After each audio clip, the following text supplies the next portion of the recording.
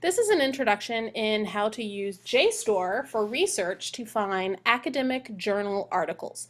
First thing you need to do is you need to log in. JSTOR uses what is called a double login, which means the first time you log in with your institution's username and password, this is going to give you access into the site itself. So it says here, your access to JSTOR provided for us by Monte Vista High School. My second login I'm going to do is my personal login.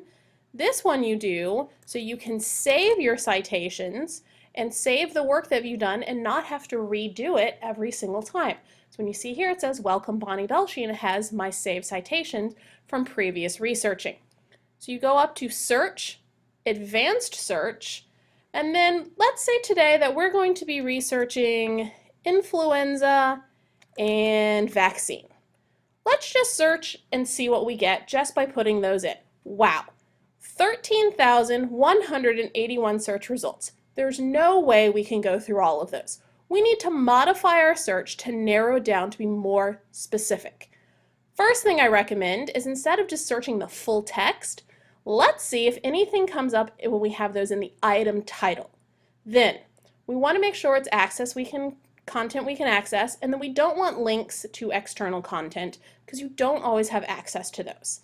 And then we want articles. Let's see what happens when we search here.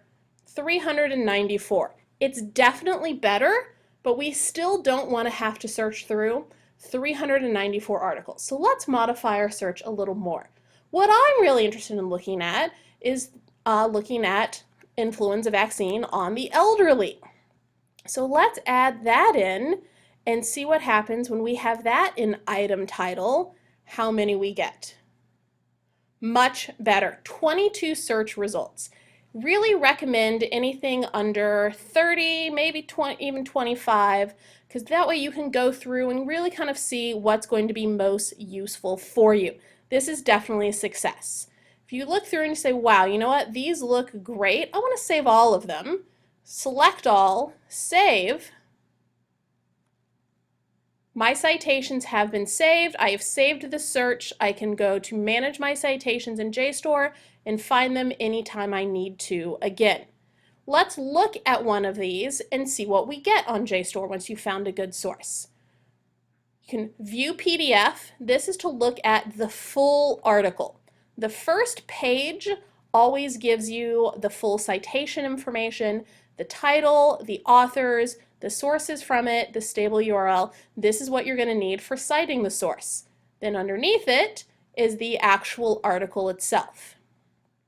But JSTOR gives you a lot more than just the article. It has on the side here additional information, things that can be really useful. References.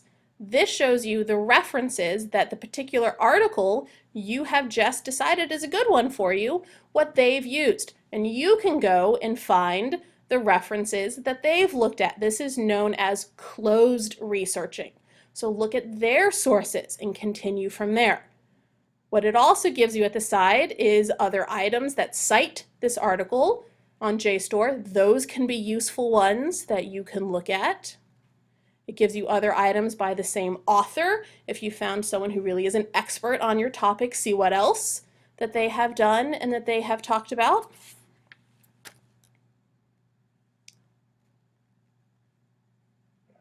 So here we see additional information. And then it also will give you for Google Scholar. So I can see on Google Scholar other items by this particular author. So again, continuing the idea of the closed researching. So JSTOR is a great way to get high quality, peer edited academic sources.